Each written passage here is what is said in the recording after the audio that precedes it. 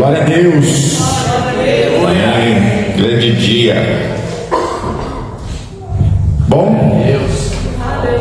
Depois de uma festa de ontem, quem está preparado para outra hoje? Tem gente que a voz ainda está um pouco em boca. A gente acabou de acordar, já veio, porque saímos daqui meia-noite, né? Acho que foi, arrumando tudo aí, mas estamos aqui mais um dia. Aleluia. Amém? Glória a Deus. Que seja o teu nome. Glória a Deus. Glória a Deus. Eu vou trazer uma palavra para vocês hoje, da parte de Deus.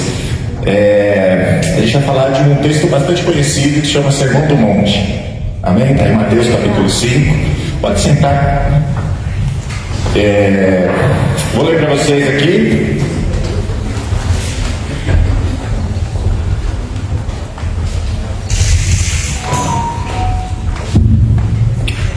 O texto ele vai do capítulo 5, verso 1. E o texto que a gente vai ler vai até o verso 16. Tá? Vamos lá. Fala assim: Jesus, vendo a multidão, subiu ao monte, e assentando-se, aproximaram-se dele os seus discípulos, e abrindo a boca, os ensinava, dizendo: Bem-aventurados pobres de espírito, porque deles é o reino dos céus. Bem-aventurados que choram, porque eles serão consolados.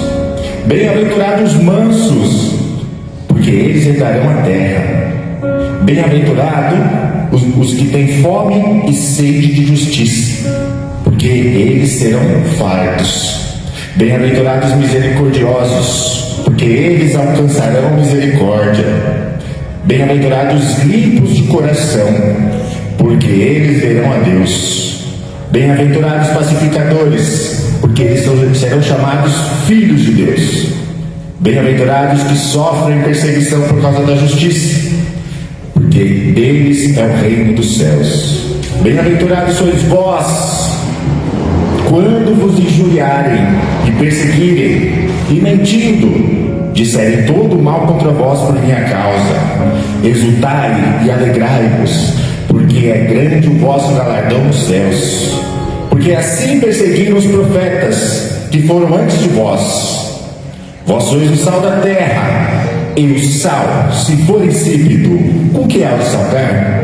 Para nada mais presta, senão para ser lançado fora e ser pisado pelos homens. Vós sois a luz do mundo. Não se pode esconder uma cidade edificada sobre um monte, nem se acende uma candeia e se coloca debaixo do alqueire, mas no velador e dá a luz a todos que estão na casa. Assim resplandeça a vossa luz diante dos homens, para que vejam as vossas boas obras e glorifiquem o vosso Pai que está nos céus. Amém? Abaixe sua cabeça, a gente orar, pedir ao Senhor a liderança do teu Espírito, Pai, sobre este culto, sobre essa palavra. Que o Senhor venha abrir o nosso entendimento e o nosso coração como terra fértil para receber aquilo que o Senhor tem para nos ensinar hoje, Pai. Em nome de Jesus, e que tudo isso aqui seja feito para a glória e honra do teu santo e poderoso nome, Deus. Amém. Amém. Glória a Deus. Bom, antes de entrar esse é o primeiro sermão que Mateus menciona. Se a gente vê antes de Mateus capítulo 5, a gente vai encontrar o batismo de Jesus, um pouquinho antes da genealogia de Jesus, né? A tentação de Jesus, e aqui é o primeiro momento que Mateus descreve Jesus dando um sermão, efetivamente, né? Trazendo uma palavra para o povo. Mas antes de entrar nele, eu vou fazer uma brincadeira aqui, tá? Por quê? Eu lembrei que na próxima sexta-feira começa a escola bíblica. Se eu não estou errado, é a próxima sexta, né? Dia 1º. Acho que é isso. E aí eu vou dar uma aula para vocês aqui, inicial, para a gente entrar nesse texto, para entender o que Jesus está falando, por que ele está falando essas coisas, tá? E para usar, para entrar nessa aula, a gente vai usar um texto de Daniel, ok? Por quê? A escola bíblica dos jovens vai começar agora com o Novo Testamento. A gente terminou o Velho Testamento, né? E tem um período de 400 anos de silêncio. Alguém já viu isso na Bíblia? Amém? Você olha lá na Bíblia, antes de começar Mateus, algumas Bíblias têm até uma página em branco escrito 400 anos de silêncio. Deixa eu entender o que aconteceu ali, para poder dar a introdução a Mateus, entender por que Jesus chega já falando sobre isso, que é a multidão. No texto de Daniel, capítulo 2, a partir do verso 30, vai ter o sonho do rei Nabucodonosor, ok? Rei da Babilônia, que dominava o mundo naquela época. O povo estava cativo e ele tem um sonho, né? E ele quer que o povo, os sábios do seu reino, interprete esse sonho, mas ele quer que interprete sabendo qual é o sonho, não interprete o sonho a partir do que ele disse, né? E Daniel ora, Deus dá a revelação e ele fala: rei, você sonhou o seguinte: você viu uma estátua e sua cabeça era de ouro, o peito era de prata, a barriga era de bronze, as pernas eram de ferro e os pés ferro misturado com barro. E aí, o que isso quer dizer? Aí Daniel traz a interpretação: rei, o seu reino é o reino da cabeça de ouro, mas vai vir outro reino e vai assumir o seu lugar, que é o reino de prata.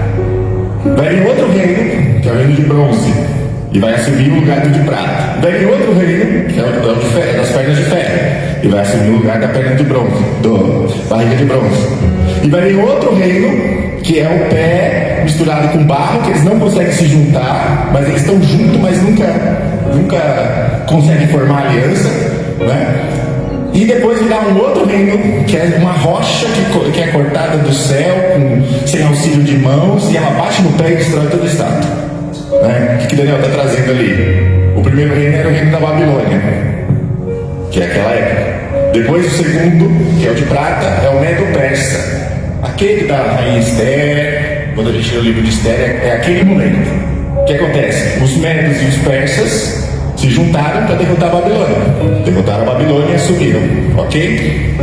A gente vai ver um pouco sobre a história do Medo-Persa no final do livro de Daniel e do livro de Esther. Beleza. A partir daí se levanta o reino de bronze. Quem é o reino de bronze? A Grécia. A Grécia se levanta com um cara chamado Alexandre o Grande. Esse cara não tinha filhos. E ele vem e destrói o Império Persa. Depois vem o outro, que é o Perna de Ferro, que é o Império Romano. E ele destrói a Grécia. Depois do Império Romano tem a rocha, que é cortada e destrói os pés, né? É interessante a gente pensar, porque a rocha é Cristo na sua volta. É o último reino destruindo todos os reinos da terra. É o reino soberano de Cristo. É a sua volta. E aí, detalhes importantes para a gente entender o que Jesus está falando, qual é o contexto, quem são essas pessoas aqui. Na Babilônia, eles tinham forte o comércio, e eles também tinham um lugar chamado sinagoga. Foi lá que, quando Jesus entra na sinagoga era algo criado no período da Babilônia. Por quê? Não tinha templo, e o povo precisava se reunir. E nessa reunião que eles faziam, era o lugar onde eles se encontravam para ler a Torá e cantar salmos. É o primeiro modelo de culto que a gente tem hoje, tá? O culto que a gente tem hoje surgiu a partir dessas sinagogas. Beleza? Beleza. Então, o que eles aprenderam na Babilônia? A cultuar, a se juntar, a ler salmos, cantar louvores, estudar a palavra. E aí o Império Persa manda eles de volta para sua terra. Ou seja, eles aprenderam algo, depois eles voltam para a terra deles com aquilo que eles aprenderam e vão reconstruir o templo. Beleza. E aí vem o Império Grego, com Alexandre o Grande. E Alexandre o Grande, ele tinha um princípio, ok? Os gregos eram muito fortes na filosofia, então eles tinham muitos livros e bibliotecas, e interessava para eles a cultura judaica também. Então eles abriram caminho para a cultura, alfabetização, né? Bibliotecas para multiplicar as escrituras antigas. Beleza? Depois veio o Império Romano. Qual que é o Império Romano? Sabe aquele ditado que fala todos os caminhos levam a Roma? O Império Romano tinha esse princípio. Vamos abrir caminhos para chegar em outros lugares. Certo? E aí é nesse período que Jesus vem. Então olha só o plano de Deus na história. Primeiro o povo aprendeu, juntou lá as suas escrituras. Agora você já sabe fazer o culto. Agora volta para sua terra. Agora quando você volta para sua terra, vamos multiplicar a cultura. O que? Tudo que vocês aprenderam. multiplicou a cultura, o que precisa agora? Levar para outros povos. Romanos tinham todos os caminhos. Então a gente vê a mão de Deus operando em toda a história. Não é à toa que foram cativos para a Babilônia, porque Deus tinha um plano. Amém? No meio dessa, entre Império Grego e Império Romano, o Alexandre o Grande morre e seus generais dividem o reino. Um deles, tá? Vou falar o nome. Etíoco Epifânio. O que ele faz? Ele se levanta e fala assim: não gostamos desse templo aí, vamos sacrificar um porco. Ele sacrifica um porco. Isso para o judeu era sacrificar um porco no altar do templo, lá dentro. Isso para o judeu era terrível, porque o porco era imundo. O que acontece? Se levantam uns caras chamados e ele cria uma revolta. O nome dele era Judas Macabeu. Aí surge a revolta dos Macabeus. Na nossa Bíblia não tem isso, mas na Bíblia Católica tem a história, primeira e segunda Macabeus. É esse tempo. Ele se levanta e fala: não concordamos com isso. E eles derrotam esse tipo de Epifânio, tomam de volta o templo, ok? E estabelecem novamente a ordem ali, né, do templo. E nesse período já existiam os fariseus, que eram como se fosse uma polícia, né, para colocar a cultura em ordem. E nesse período eles vêm mais forte, porque tinha profanado, o povo estava perdendo sua cultura, e eles voltam mais forte ainda, com mais doutrina, com mais rédea curta, porque eles querem trazer de volta aquilo que os judeus estavam perdendo, ok? E nesse período começa a surgir também os saduceus e os zelotes. Por quê?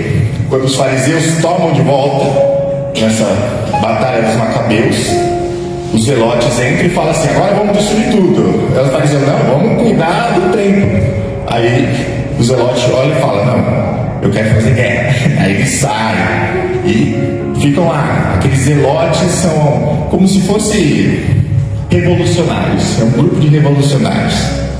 E quando Jesus vem, Gálatas vai chamar isso que Jesus é enviado por Deus na plenitude dos tempos. O que é? É o tempo preparado, é o tempo pronto, o tempo pleno. É esse período que Jesus vem. E quando ele chega, está essa bagunça, vamos dizer assim, né, organizada. Os fariseus ali pesando sobre o povo, sobre a doutrina deles. Era uma doutrina pesada, né, religiosa. Aliás, o fariseu ele nasceu com uma intenção boa, tá? É que eles foram se perdendo na própria doutrina ali, e o povo, eles estão subjugados, tanto pelo Império Romano quanto pelos fariseus. E aí Jesus vem. E é esse período que Jesus vem falando. Essa bem-aventurança é como se fosse um tapa na cara de todos os fariseus. Vocês acharam que a religiosidade é assim? Mas é assim. Para você ser bem-aventurado, que é feliz, quer ser completo, é desse jeito que eu estou falando agora. Então, para a gente entender por que Jesus está dando esse conselho, a partir do capítulo 5, a gente entende o que está acontecendo em volta. Tem os caras revolucionários, que são zelotes, tem os fariseus, que são aqueles que colocam um jugo em cima do povo, tem o saduceu, que ele era pior que o fariseu, porque ele pagava para ser sumo sacerdote, era corrupção. Tá? Tem mais uns carinhas que vão aparecer depois aqui, que é os herodianos, que acreditavam que de Herodes viria o Messias. Tem uma galera. E tem um povo que está no meio disso tudo e não sabe para onde ir, né? E Jesus vem assim: ó, você quer ser completo? Você quer ser bem-aventurado? Seja pobre de espírito. A gente vai ver cada bem-aventurança aqui. Seja justo, busque a justiça de Deus. Então, olha só ele indo contra tudo que existia na época, para pregar a palavra, para pôr ordem nas coisas, né? Mas é o que a Bíblia chama de plenitude dos tempos, porque já tinha caminhos formados. Depois que ele pregar tudo isso, vai vir o apóstolo Paulo lá na frente, e o apóstolo Paulo vai pregar em toda a Europa, né, que é conhecida hoje, né? A Bíblia fala que ele vai até a Espanha, que era o lugar mais longe que existia. Por quê? Porque Roma já tinha preparado os caminhos, já existia a cultura. O apóstolo Paulo aprendeu na cultura judaica tudo sobre a Torá, depois aprendeu tudo sobre Cristo. Então você vê como Deus preparou todo o momento para que Jesus viesse e trouxesse a libertação, a palavra da vida, ok? Veio ensinar o povo como viver, não mais como os fariseus achavam que era correto, mas agora uma nova vida em Cristo. Amém? E aí a gente vai entrar aqui no texto que a gente leu, que é o sermão. Tem uma mosquinha aqui. Vamos lá. Verso 1. E Jesus, vendo a multidão, subiu ao monte, e aceitando-se, aproximaram-se dele e os seus discípulos. Primeiro versículo. O que acontece? Quem está escrevendo isso é Mateus, ok? Estou encaixando aí a aula com o culto de hoje, tá? Só para vocês terem um gostinho de como vai ser as nossas aulas. Amém? Sexta-feira às 20 horas. E aí, o que acontece? Quem está escrevendo isso é Mateus, um judeu. Então ele quer mostrar que Jesus é o Messias. Então ele usa muito símbolo e ele faz muita referência ao Velho Testamento para o povo entender que aquele é o Messias. Ele está vindo falar ao povo, esse é o Messias. Como que vocês vão crer? Olha só os sinais. Ele coloca sinais, como se fosse Apocalipse. Mateus é quase um Apocalipse, porque João também era judeu. Ele usava muitos símbolos judaicos para isso. E aí ele vai falar, e Jesus, vendo a multidão, subiu ao monte. Vamos lá, me ajudem aí, que eu estou esquecendo. Qual foi o lugar que Deus deu a primeira palavra no Velho Testamento? O monte. Então, como no Velho Testamento que Deus deu a lei para colocar ordem na situação para Moisés, agora Jesus está de novo subindo ao monte. Naquela época, o povo não queria subir, subiu Moisés. Não, sobe Moisés, porque se Deus falar a gente vai morrer. O que está acontecendo? Jesus, agora vocês vão subir comigo, porque todo mundo vai receber. Aleluia! Amém? E aí o verso 2 ele vai falar assim: abrindo sua boca ensinava, dizendo. Olha que interessante. Apocalipse 19, verso 15 vai falar que da boca de Jesus saiu uma espada afiada. Sabe o que é isso? É a palavra. O que Jesus está fazendo no monte? Ele está trazendo a sua palavra para o povo. Aleluia! Lembra que eu falei agora há pouco? O povo não queria subir porque achava que ia morrer? Ele fala, Êxodo 20, 21, eu acho que ele fala isso. Ele fala assim, sobe você, Moisés, porque o povo, para que Deus fale com você, para que a gente não morra. Sabe o que está acontecendo? Quando Deus fala alguma coisa, quando Deus libera uma palavra sobre a nossa vida, algo tem que morrer. Essa é a verdade. A palavra de Deus é a espada afiada. E ela vem, e ela vai de encontro àquilo que precisa morrer dentro da gente. Muitas vezes, o que acontece aqui, né? O povo falava para Moisés, vai lá você, Moisés, depois você fala com a gente. Não, Jesus está falando, é você que vai agora até um monte diante de Deus, e ele vai trazer uma palavra para você, e essa palavra vai causar uma morte. Que morte? Aquilo que ele quer que morra dentro de você. Aleluia! Amém? Deus. E aí ele vem falando, olha só, agora Jesus vai ensinar a morrer. Como? Verso 3: bem-aventurados os pobres de espírito, porque deles é o reino dos céus. Ou seja, os pobres de espírito. O que é pobre de espírito? Pobre de espírito, a gente tem uma ideia muito rasa de pobreza, né? Quando a gente olha para esse versículo, a gente vai ver Lucas colocando só pobre, né? Bem-aventurados os pobres. O que Jesus está falando é o seguinte: pobre de espírito é aquilo no teu espírito que você tem falta. E o que falta dentro da gente? Deus. Quem que é o pobre de espírito? É aquele que fala, Deus, eu não sou nada e eu preciso do Senhor. O pobre de espírito é esse cara humilde. É isso que é humildade.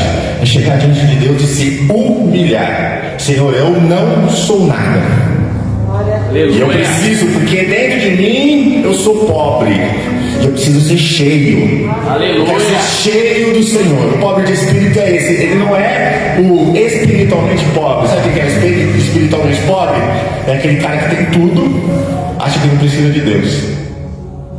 Eu tenho tudo já. Eu já consegui tudo. Eu já trabalhei. Eu tenho um cargo alto. Eu tenho muito dinheiro. Né? Só dando algumas referências, mas qualquer coisa que você olhe e fale assim, eu consegui, e é meu mérito, você não está sendo pobre de espírito, que é humilde. Você está sendo espiritualmente pobre, porque o humilde reconhece que falta Deus na vida dele e ele precisa cada vez mais. Ah, não, mas eu já tenho, então você precisa de mais. Você precisa ser humilde, pobre de espírito. Meu espírito tem falta de Deus. E aí Jesus fala assim: você quer ser bem-aventurado? Você quer ser feliz? Você quer ser completo? Porque bem-aventurado é isso, é completo, eu não senti falta de nada. Olhe dentro de você, veja que você precisa estar cheio da presença de Deus. Aleluia. Porque assim você reconhece com humildade, se humilhando, que você precisa cada vez mais da presença de Deus. Esse é o pobre de espírito. O outro é: bem-aventurados que choram, verso 4, porque eles serão consolados. Sabe o que é interessante? É como eu disse agora há pouco, a gente tem às vezes uma ideia muito rasa do significado do que o texto está falando, né? Quem é que chora? Eu estou sofrendo e eu estou chorando e Deus vai tirar esse peso. Beleza. Eu estou chorando porque tem um louvor muito bonito. Então o texto está falando que é para mim aqui, ó. Bem-aventurados que choram porque eu vou ser consolado. É isso que o texto está falando. Não é só isso. Ok? O texto é sempre mais profundo. E a gente precisa aplicar uma regra, ok? Olha para quem que Jesus está falando, lembra? A situação do momento, cheio de fariseu, saduceu, um pouco confuso. E o que está acontecendo? Jesus veio fazer o quê? Trazer salvação. Então, o foco, o óculos que a gente precisa colocar quando a gente vai ler Jesus falando é esse. Sempre passa por Ele, tudo que Ele fala. É por Ele e para Ele todas as coisas. E o que está acontecendo? Bem-aventurados que choram. Quem é o cara que chora? É aquele que reconhece: Senhor, eu sou pecador, eu preciso me arrepender, eu me arrependo. E você chora. É isso que vai ser consolado. Aleluia. Amém? É o louvor, não é só. O relacionamento sempre aponta para Cristo. Eu tenho que chorar aos pés de Jesus. Por quê? Porque eu sou pecador. É por isso que eu choro. Eu choro porque eu sou pecador e eu não, as minhas intenções em Deus não valem nada. É isso. Bem-aventurados que choram porque eles, diante de Jesus, eles reconhecem o seu pecado. Eles se arrependem do seu pecado. Amém? Bem-aventurados que choram porque ele reconhece pessoas que estão perdidas.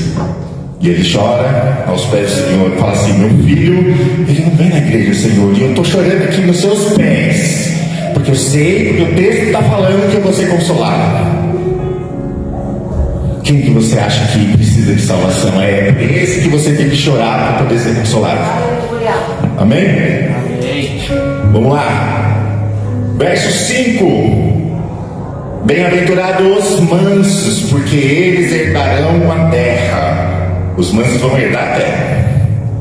Quem é o manso? A gente tem também, lembra? Vamos aplicar duas regras aqui: a superficialidade do que a gente entende, porque a gente entendeu o significado das palavras de maneira muito rasa e a gente não vai profundamente entender o que Jesus está falando. E a segunda regra é: tudo passa por Jesus. Peraí, vamos mudar o foco, ok? Quem tem que ser manso? Eu? O que é ser manso? É ser submisso a tudo? É me ofender e eu aceitar tudo? É me dar um tapa na cara e eu deixar da direita à esquerda e assim vai? Jesus está falando aqui, não. Manso é aquele que não é rebelde. Rebelde é o quê? Volta para Cristo. Rebelde é o que Jesus disse. Rebelde ao que Deus falou. A gente não pode ser rebelde à palavra de Deus. Ele está falando aqui: bem-aventurados os mansos. Os mansos é aquele que vão diante de Deus e fala: essa é a tua palavra e eu obedeço. Eu sou manso, eu não sou rebelde. Eu aceito essa palavra na minha vida, Deus. Lembra que a gente falou agora um pouco? Tudo que Deus fala e a gente recebe é uma espada que tem que matar algo. O que ele está falando? É pecado? É mudança de caráter? Mudança de comportamento? Eu sou manso porque eu não vou ir contra isso. Eu deixo o Senhor vir e me rasgar por dentro inteiro e me transformar. Aleluia. Porque eu não sou rebelde, eu sou manso. Amém? Amém. É sempre por meio de Jesus isso. Tá? Olha o texto que Jesus está falando. Então peraí, vamos olhar por ele. Que hora que esse texto passa por ele? A hora que eu obedeço. Porque o manso não é o cara bravo que virou manso só, mas é aquele que se submete. Por exemplo, ele está dando uma palavra aqui, certo? Ele subiu no monte. O que aconteceu quando o povo subiu no monte, quando Moisés subiu no monte e desceu com a lei? O que o povo estava fazendo? Um culto a outro Deus. Eles não foram mansos, eles foram rebeldes. A referência que Mateus está usando é sempre essa. Olha como foi antes, que era sombra, e agora tudo se cumpriu em Jesus. Os mansos são aqueles que se submetem à palavra de Deus. Verso 6.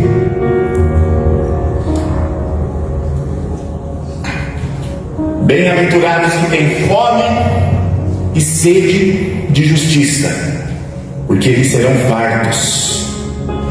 Vamos lá, de novo. Lembra da regrinha? Jesus é o nosso óculos. Que justiça! Aquele cara fez uma maldade, ele merece punição. Aquele cara é ruim, aquele cara rouba, aquele cara mente, aquele bebe e bate na esposa, aquele trai, aquele adultera, aquele não serve.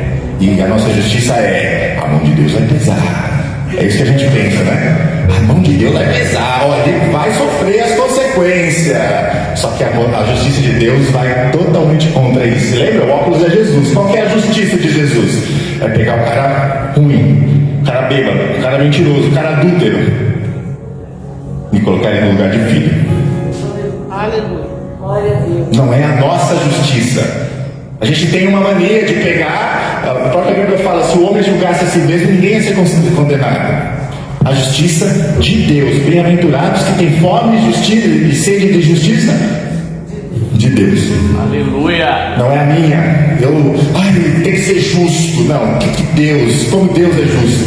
Ele pega o pecador e coloca no lugar de filho. Ele pega o cara das ovelhas e coloca como um rei.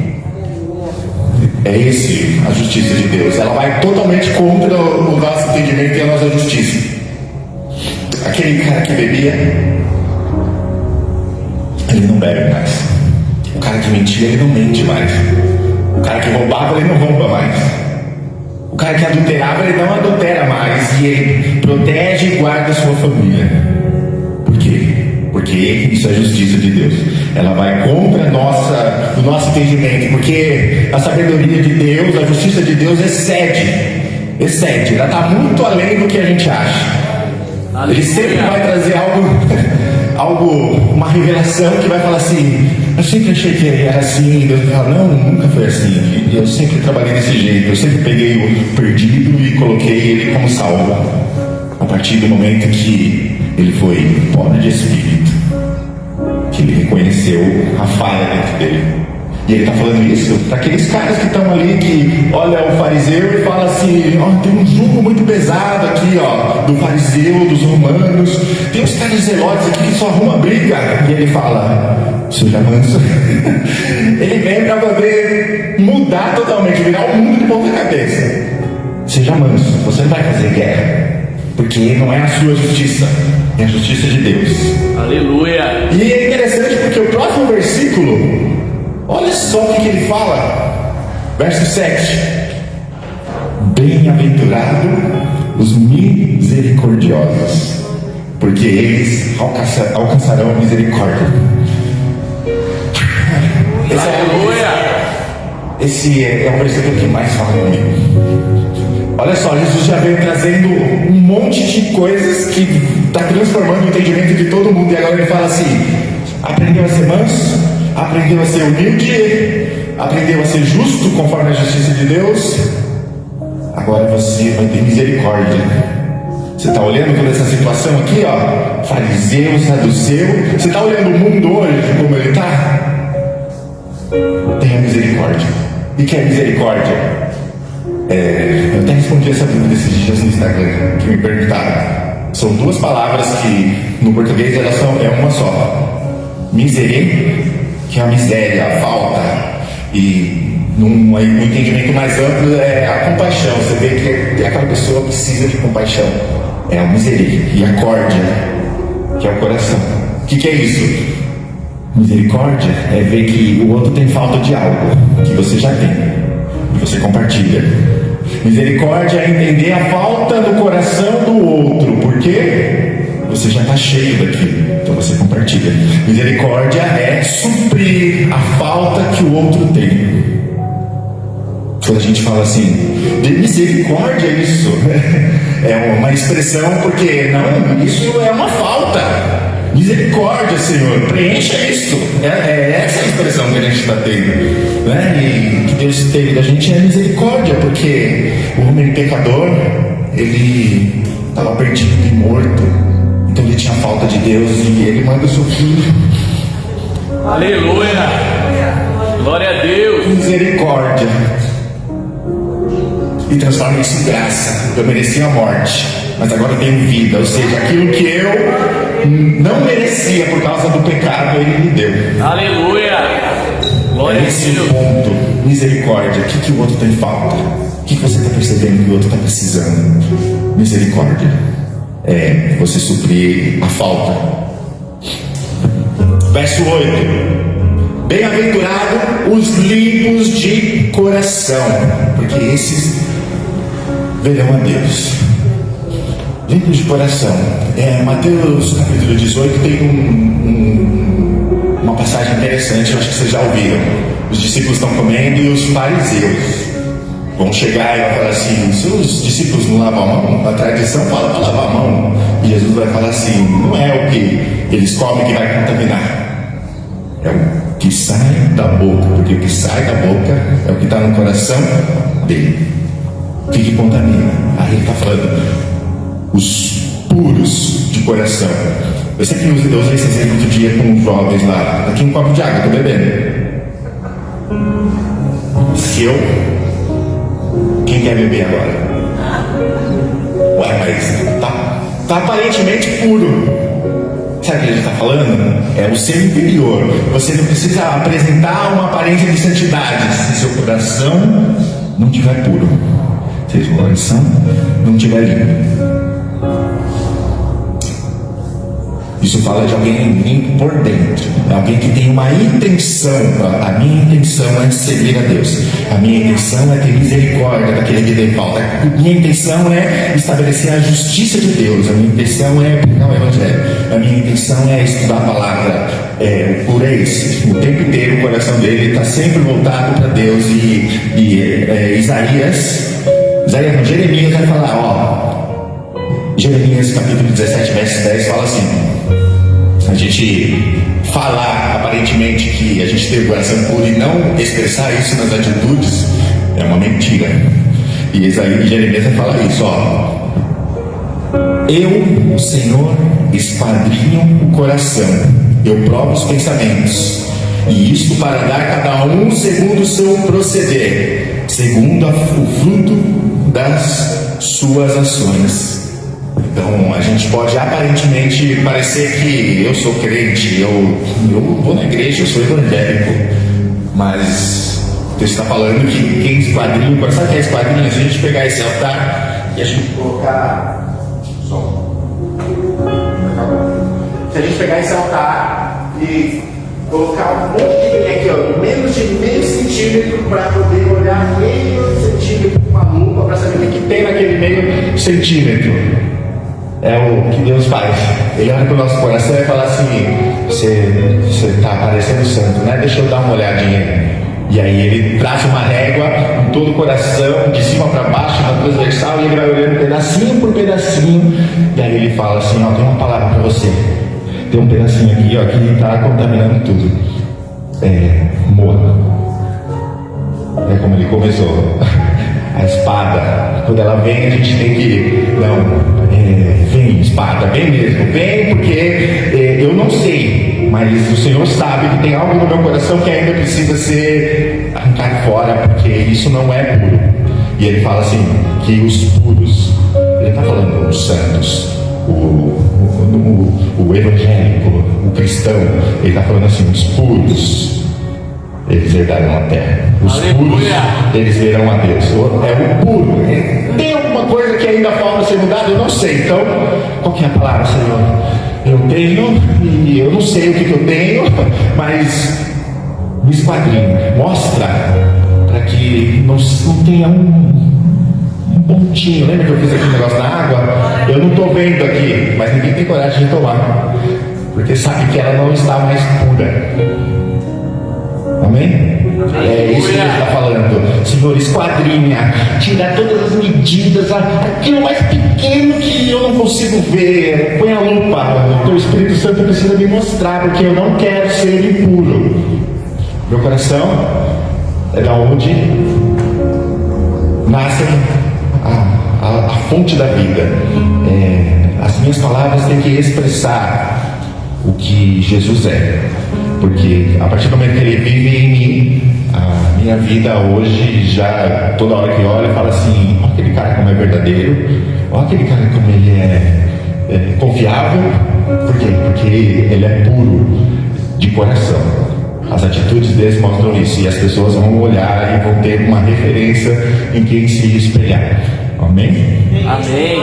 Aleluia. Bem-aventurados pacificadores, porque serão chamados filhos de Deus. Olha que interessante. Para os pacificadores, Jesus fala que esses serão chamados filhos. Né? Eu queria ter falado do puro, do humilde, né? Mas eles todos vão herdar, vão ver a Deus, mas vai ser chamado filho quem promove a paz. Glória a Deus. Aleluia. Quem promove a paz? Olha só, Tiago capítulo 3, tem os versos 13 e 17, ele vai como se fosse copiar esse sermão, mas do jeito dele. Olha só que interessante. Quem é sábio e tem entendimento entre vocês, que demonstre pelo seu bom procedimento, mediante a obras praticadas com humildade e com sabedoria. Peraí, primeiro versículo. Você precisa ser humilde. Humilde diante de Deus, de reconhecer a sua falta e que você precisa dele. Isso é sabedoria. É o que ele está falando, ó. Quem é sábio? Aí ele vai responder. Tem que demonstrar um bom procedimento. A gente acabou de falar aqui. Testemunho. Mediante a obras praticadas com humildade. Foi o primeiro texto que a gente viu. Humildade. Verso 14. Contudo, olha só que interessante. Se vocês abrigam no coração inveja amarga, ambição egoísta, não se gloriem disso, nem neguem a verdade. Quem é que vai ver a Deus? Os puros, aqueles que não têm inveja amarga, nem ambição egoísta, nem se gloriam disso. Olha como ele está repetindo o sermão. Ele viu e falou assim: agora eu vou falar aqui também, porque o Espírito Santo falou comigo, eu vou escrever isso aqui. Eu aprendi lá no Sermão do Monte. A gente precisa ser humilde, a gente não pode ter coração com inveja amarga. Aí ele vai falar: esse tipo de sabedoria não vem do céu, mas é terrena, não é espiritual nem demoníaca. Qual? Essa que ele acabou de falar: coração amargo. Amém? Isso não é sabedoria. Aí ele fala de novo: pois onde há inveja, ambição egoísta, aí há confusão e toda espécie de males. Agora a gente entra no texto que a gente está falando aqui, verso 17. Mas a sabedoria que vem do alto é, antes de tudo, pura. Aleluia. Depois, pacífica. Os pacificadores, aquele que promove a paz, é aquele que é chamado filho de Deus. Aleluia. Por quê? Porque ele é amável, o texto continua, compreensivo, cheio de misericórdia. Peraí, a gente não acabou de ler isso? E de bons frutos, imparcial e sincero. Então, você que quer saber o que é ser pacificador, é promover aquela misericórdia, aquela humildade que a gente leu lá no início do texto, o Tiago está falando. Texto do Tiago: os pacificadores, eles são sábios. Sábio e filho de Deus é aquele que tem a intenção no seu coração de promover a paz. Ok? Não tem inveja, ele não tem uma ambição egoísta, ele não passa por cima de ninguém para poder se colocar numa posição de se destacar. Ele vê toda a situação e ele fala: eu tenho misericórdia, então eu vou compartilhar. Automaticamente o texto está falando: esse cara é sábio e ele vai ser chamado filho de Deus. E o filho de Deus, Jesus fala sobre João Batista: esse aqui foi o maior dos profetas, mas no reino ele é o menor. O profeta é o menor porque o filho é maior. Aleluia. Aleluia. Amém? Ele quer uma posição de destaque, seja filho de Deus. Viva em misericórdia, sem a intenção errada, sem isso que ele falou aqui, imparcial, seja compreensível, amável, cheio de misericórdia, sem a intenção de ser egoísta, sem inveja, porque dessa forma você vai evitar confusão. E você evitando confusão, você vai ser chamado filho de Deus, porque você é um pacificador. Amém? A gente está chegando no final. Bem-aventurados que sofrem perseguição por causa da justiça, porque deles é o reino dos céus. Verso 11: Bem-aventurados sois vós, quando vos injuriarem, perseguirem e mentindo, disserem todo mal contra vós, por minha causa. Exultai e alegrai-vos, porque é grande o vosso galardão, porque assim perseguiram os profetas que foram antes de vocês. O que está acontecendo? Jesus agora parece que ele está mudando, né? Peraí, está falando de ser bem-aventurado, agora parece que você falou um negócio que eu não entendi. Se eu fizer tudo aquilo, eu vou ser perseguido? Vai. Porque esse não é o padrão do mundo. Isso é o que vai causar um certo desconforto. Quando você ser justo conforme a justiça de Deus, quando você não concordar com as coisas erradas, quando você não for corrupto, quando você não for mentiroso, quando você ser pacificador, quando você olhar com misericórdia. E você vai estar às vezes perto de alguém que não olha a justiça de Deus ou a misericórdia, porque você pensa diferente, e isso vai causar um desconforto. E quando isso causa um desconforto no mundo, há uma perseguição. E a gente acha que perseguição é o cara lá na janela 1040. Se você não sabe, janela 1040 é uma região do mundo onde o evangelho não entra, tá? 1040 é a longitude e a latitude da terra, é chamado assim. E lá o evangelho não entra, e quando entra, os missionários são mortos. Essa perseguição? Também, porque ele está indo lá para poder levar isso aqui, a ensinar as pessoas a serem completas. Mas existe perseguição mais velada, assim, você é excluído. Não, você não vai participar com a gente porque você não concorda de sentar numa mesa de bar e ficar com a gente lá. Você não concorda que aquele cara está pegando as coisas escondidas da empresa e levando para casa. Você não concorda que aquele cara está pegando dinheiro que não é dele. Você não concorda com propina. Você não concorda com mentira. Você não concorda com pessoas que estão promovendo o reboliço para poder se promover. Então você não vai ser um deles e você vai ser perseguido, você vai ser excluído, você não vai receber o que eles receberiam, né? Por estarem contra a palavra de Deus. E a gente viu isso, eu até postei algo sobre isso, as Olimpíadas lá, eu vi a imagem do pessoal montando uma ceia, e a gente olha isso. Agora a gente olha o texto. O que é misericórdia? Eles têm falta. O que é ser pacífico? Não vou fazer guerra, porque se eles fizessem isso com uma outra ismo aí que persegue e mata, eles já passaram por isso lá, por ter desenhado o profeta deles de outro jeito, porque aqueles não são pacificadores. Não, vamos fazer isso com os cristãos, porque esses caras eles não fazem nada. Só qual que é o problema deles? O apóstolo Paulo vai falar aqui que Deus não se zomba e ele vai retribuir a cada um conforme as suas obras. Aleluia! Amém? E como que ele vai retribuir isso? Se aqueles não se arrependerem, não forem humildes para reconhecer a falta que eles têm de Deus, existe um castigo. Não é aqui, ele vai sofrer, vai ficar doente. Não é. Depois da morte é pior que qualquer doença, se a pessoa não se arrepende. E é isso que está acontecendo aqui. Você é feliz porque você tem um posicionamento. Você não muda porque você não está mais na igreja. Você não muda no seu trabalho. Você não muda na sua escola. Você, quando chega em casa, você não muda. E nem quando você vem para a igreja. Você é de um jeito em casa e na igreja é outro. Você é o mesmo. E por causa de você se manter sendo o mesmo onde você está, você vai sofrer uma perseguição. E é bem-aventurado aqueles que vão ficar até o fim, vão suportar essa perseguição, essa exclusão, né? Vão falar mal de você porque você é correto. Vão falar mal de você porque você tem um coração puro. Vão falar mal de você porque você não concorda com o pecado. Você não faz parte da panela. Então, você vai ser injuriado, vão falar mal, Deus, eu estou sofrendo, é uma tribulação. Não é tribulação, é promessa.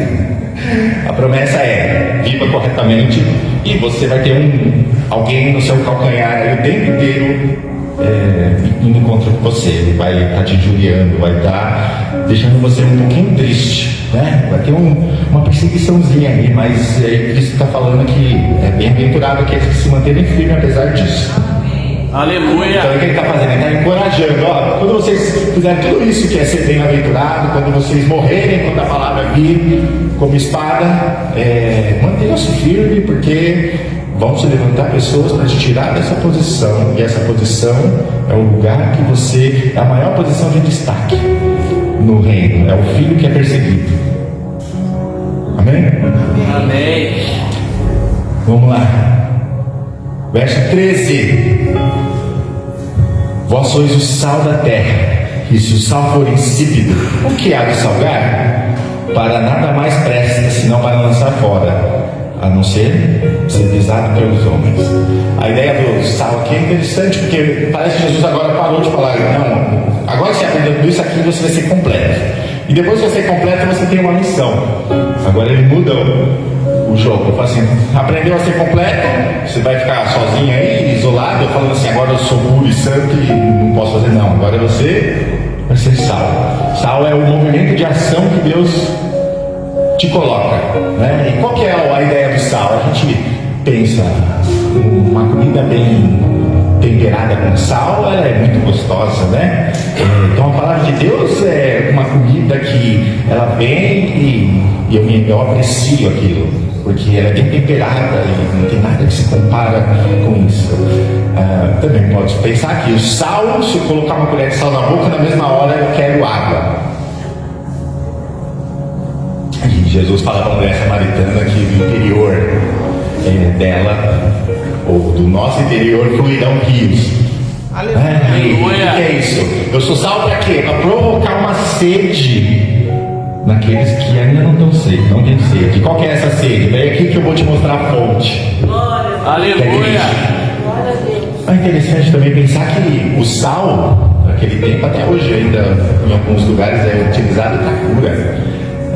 O sal que vai curar aquele mundo que está perdido, aquele mundo que está apodrecendo, aquele mundo que está ferido. É o sal. Você é sal da terra também para poder curar aqueles que estão enfermos. Mas o que mais tocou comigo quando eu estava lendo sobre essa parte, eu falo assim: Senhor, o sal é só para isso? Aí ele falou: não. Êxodo capítulo 30, verso 34.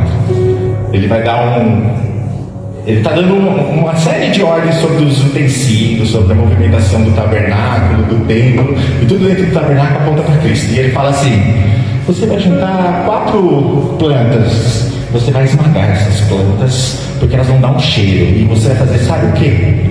Você vai temperar com sal. Sabe para que serviam essas plantas? Para formar perfume e incenso. Por que você é sal? Porque você é completo, você é bem-aventurado, você cumpriu aquilo que Jesus deu no monte. E esse seu cumprimento, através da sua vida, não quando a gente está aqui na igreja, mas todos os dias, é aquilo que Jesus fala para a mulher samaritana: os verdadeiros adoradores adorarão a Deus em espírito e em verdade. Por quê? Porque eles exalam o bom perfume. É aquele que a vida inteira, tudo que ele faz é para falar assim: eu sou assim porque é Cristo, e você precisa de Cristo, e você está faltando algo em você, precisa de misericórdia, e eu vou te ensinar a ser humilde, e a justiça de Deus não é do jeito que você está pensando, Deus tem uma justiça melhor. Isso é exalar o bom perfume.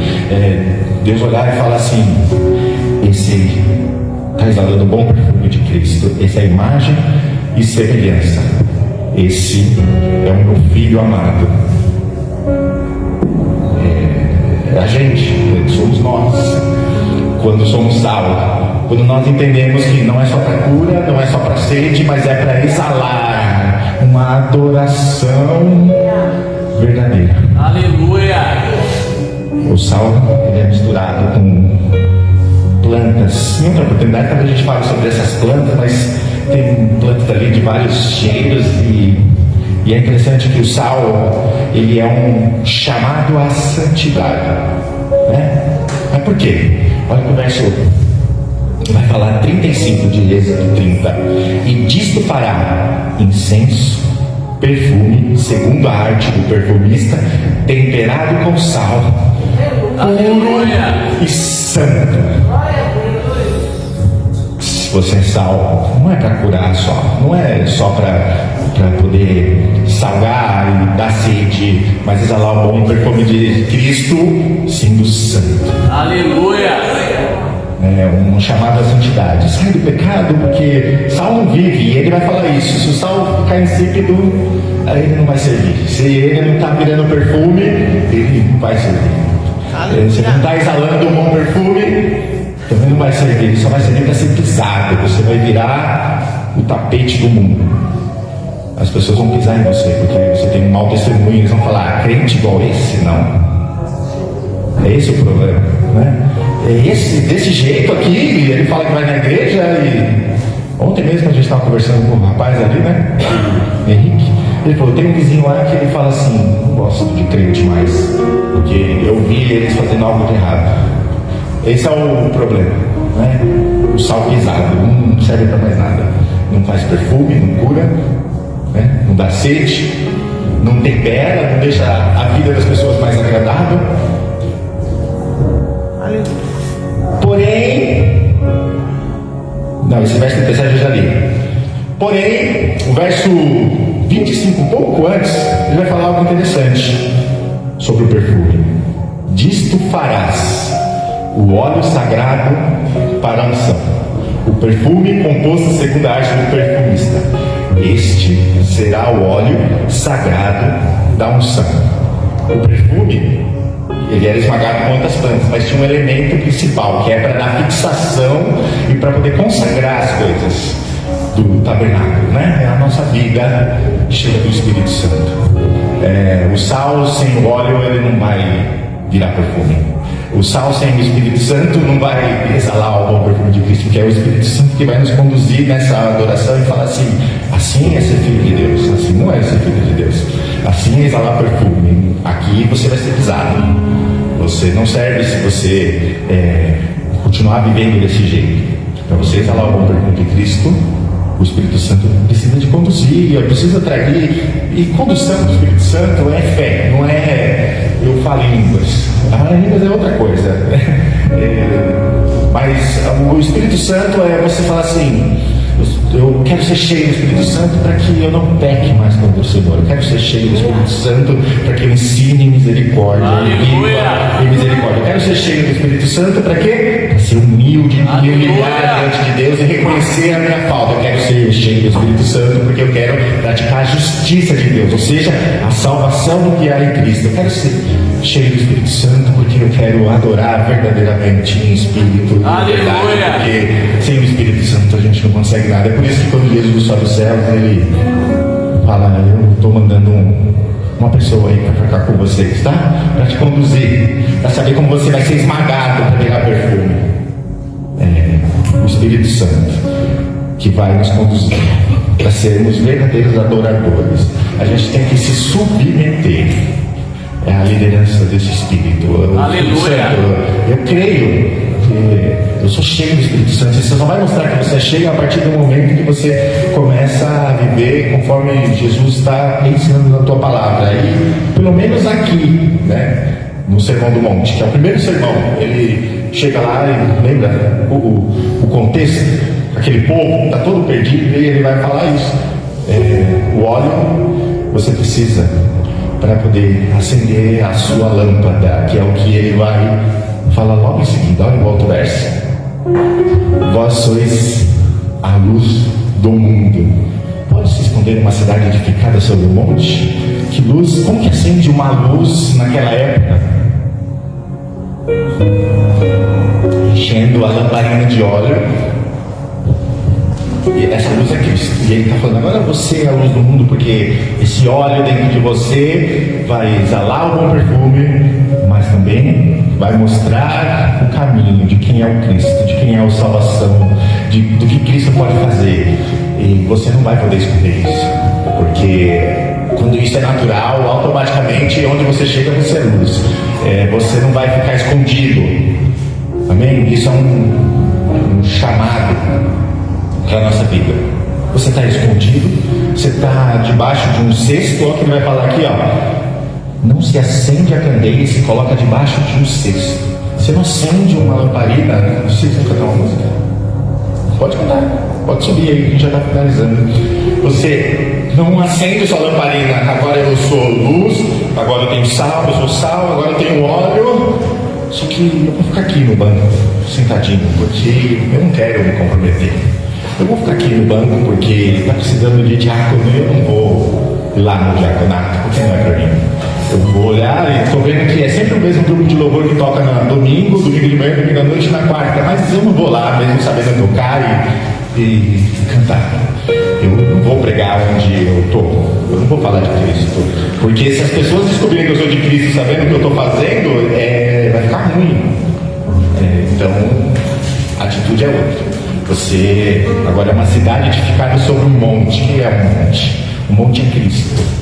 Você está edificado sobre Ele, o autor da fé. Porque a fé, falaram que a fé é o fundamento, ou seja, aquilo que está embaixo, aquilo que está escondido. Na devocional dos homens, o pastor lá falou de um negócio interessante. A gente começou a conversar e ele falou assim: sabe o que é a fé? É um bloco de concreto que está escondido, que ninguém vê, não tem beleza nenhuma, mas ele está sustentando tudo aquilo que está acima. Aleluia! Cristo é o autor da nossa fé e a gente não pode ser luz no mundo se eu não for edificado no monte. Se eu não estiver firme no monte, se eu não tiver fé no monte, se eu não estiver cheio do Espírito Santo e saber, eu fui chamado para exercer uma responsabilidade e é ser filho. Ser filho é aquele cara que vai na casa do pai, abre a geladeira, pega alguma coisa, senta no sofá, liga a televisão. E o reino de Deus é isso. Deus é o pai, eu sou filho, então tudo é meu. Amém? E eu sou responsável. Não vamos deixar só pro Tiago cantar, ou vamos deixar pro menino Rafael tocar? Não, eu também quero tocar porque é meu essa guitarra aqui. Então eu quero aprender. Tem só uma pessoa na bateria? Como que eu aprendo a tocar bateria? Porque aquilo é meu. Tem alguém faltando no diaconato? Só tem 2 trabalhando? Precisa de mais um aqui. Mas aquele lugar é meu. Aleluia! E é esse, a luz do mundo. É nas pequenas atitudes e é a partir da igreja para fora que você vai mostrar o que é ser luz. Sendo humilde, misericordioso, aplicando a justiça de Deus e governando a terra. Porque ele fala: virão a Deus e herdarão a terra. Aleluia! Amém? Deus abençoe.